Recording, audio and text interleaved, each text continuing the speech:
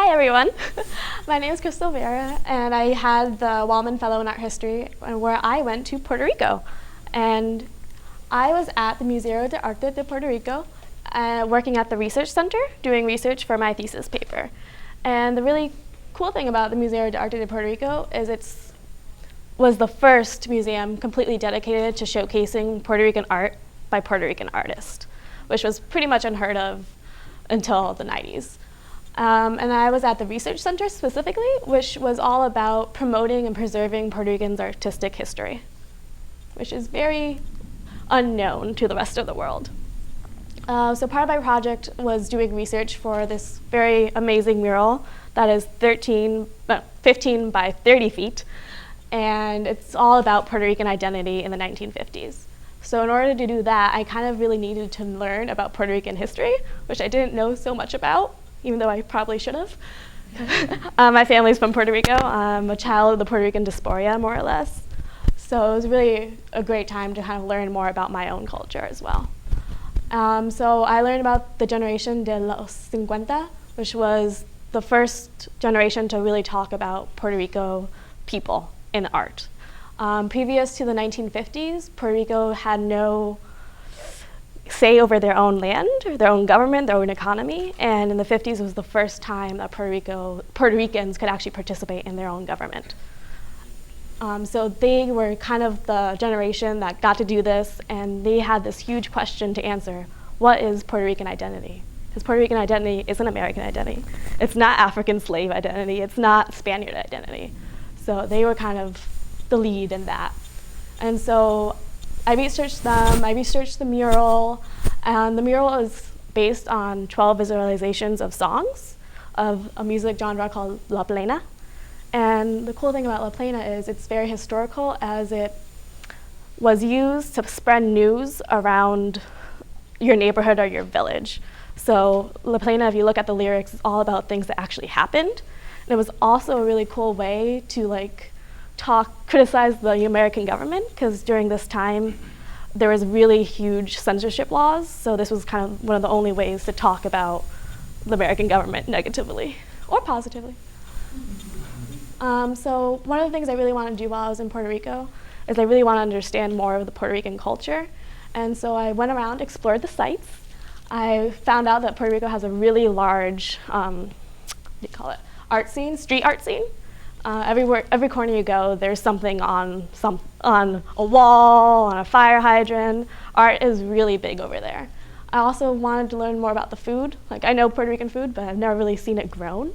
And one of the really cool things is, even in the city, everyone kind of grows their own food or has part of a land with their own food, and you kind of just trade it with your neighbors. That was really cool. And then I wanted to see the island. Puerto Rico is really diverse. They have a rainforest, the only rainforest in the United States, and they also have great beaches. So I got to go to the beach.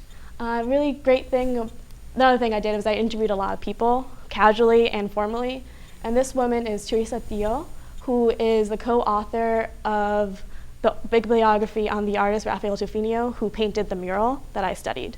She's also the art history director of Puerto Rican art at the University of Puerto Rico, the biggest university on the island, as well as she's an art critic for one of the only art magazines in Puerto Rico. And it was just really cool to pick her brain about my research, because she knew a lot about it, and she did a lot of research about the artist, and actually got to meet him in person before he died in 2008.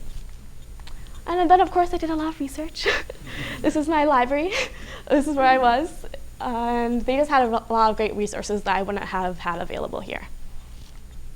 And so finally, this is the mural that I've been talking about. Again, it's the mural La Plena by Rafael Tufinio, and it's made up of 20 panels. You can see one panel here. It's made up of 20 wooden panels that together form this amazing mural that's 15 by 30 feet. And the mural really just kind of talks about what Puerto Rican identity is. Rafael Tufinio kind of establishes that Puerto Rican identity isn't something physical. It's not the color of your skin or the color of your hair.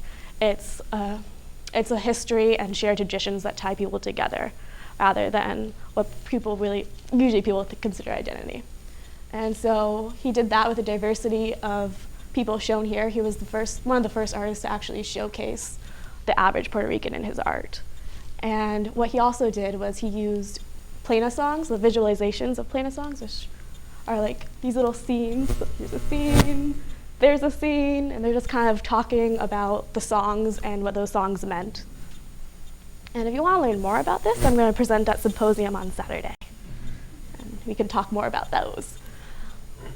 And I learned a lot, especially between the controversial history between the United States and Puerto Rico.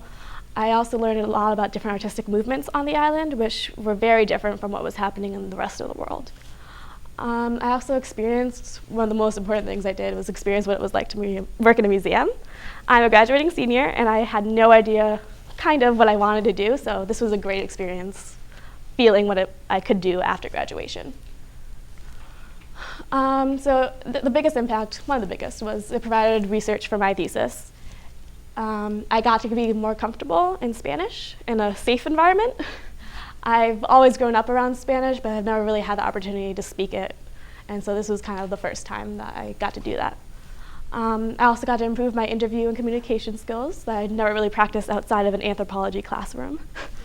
And it also helped me establish my career goals. And also sent me back to my homeland. I grew up with a lot of people who've never got to go back to Puerto Rico, so this was a really big deal for me. And then just special thanks to my site supervisors who supported me, even though they had a lot of stuff going on at the time. My faculty sponsor, Chris, who kind of kept in contact with me the whole time and did a lot. And Ellen also, who kind of told me about this fellowship experience. And of course, my very generous donors who this wouldn't have been possible with, Steve and Elizabeth Walman. Thank you.